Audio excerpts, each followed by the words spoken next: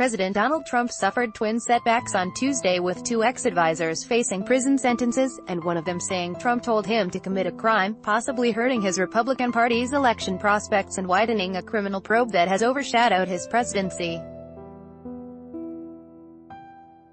Within minutes of each other in separate courts, former Trump campaign manager Paul Manafort was found guilty on tax and bank fraud charges, while Trump's former personal lawyer, Michael Cohen, pleaded guilty to a range of charges.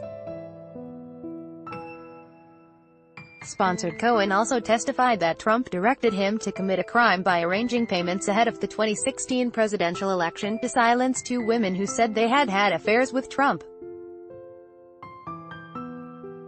The setbacks refocused attention on special counsel Robert Mueller's inquiry into Russian meddling in the 2016 presidential election, whether Trump's campaign colluded with Moscow, and whether Trump obstructed justice by firing then FBI Director James Comey, who was formerly in charge of the investigation.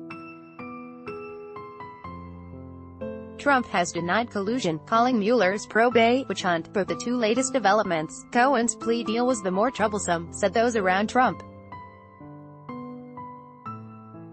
"A bad day for the home team," said one source close to the president, who asked not to be identified. The source added that the legal woes could depress voter turnout and increase Republicans' risk of losing their 23-seat majority in the House of Representatives in November's congressional elections.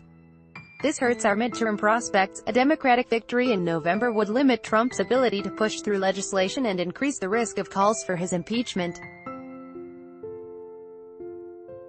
Cohen's lawyer, Lanny Davis, said late on Tuesday that his client was more than happy to tell Mueller's legal team everything he knows about Trump. Democrats pounced on the Cohen and Manafort cases, saying they bolstered their argument that the Trump White House was weighed down by scandal. "The American people deserve answers regarding the president's role in these corrupt and criminal actions," said Democratic Representative Rosa DeLauro. Rodel Molino, a senior Democratic strategist, said the news adds to a constant drumbeat that will ultimately affect some independent voters, and help Democrats at the polls. Manafort being convicted, on its own, might not sway any votes. But given the totality of criminality uncovered, it will be hard for some Republicans to ignore and even harder to explain. Still, there were no immediate calls for Trump's impeachment, and Republican lawmakers did not join the chorus of criticism from Democratic ranks. Loyal support. The long-term impact of the Cohen and Manafort cases will likely depend on how they affect the turnout of Republican and Democratic voters in November.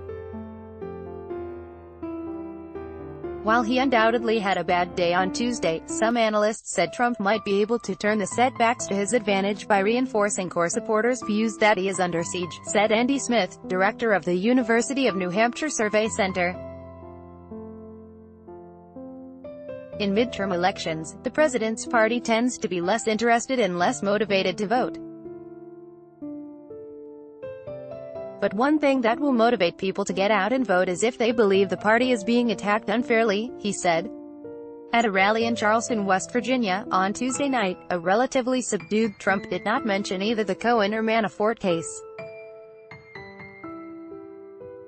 Instead, as supporters cheered him on, he made fun of his opponents' focus on the Mueller investigation, saying they were desperate to find collusion with Russians. "Where is the collusion? Where is it?" he said, mimicking his critics. Josh McGrew, who traveled from Huntington, West Virginia, for the rally, called the investigation smear campaign, and said his support for Trump was unshaken. "This is all about finding out anything they can in somebody's past," McGrew said. "They haven't come up with anything in a year and a half, almost 2 years." Polling by Ipsos, Reuters has shown Trump's job approval rating holding steady at about 40%, even with Mueller's investigation already bringing guilty pleas by several former Trump advisors. The Cohen and Manafort cases were unlikely to erode Trump's support from his political base or the Republican Party establishment, said Larry Sabato, a political analyst and director of the University of Virginia Center for Politics. "I don't think there is any change at all," said Sabato. "That's the amazing part of it. The Trump base and virtually the entire Republican Party could care less." The polls will bear me out. Reporting by Steve Holland and James Oliphant. Additional reporting by Ginger Gibson and Jonathan Landay. Editing by Kevin Draba and Peter Cooney.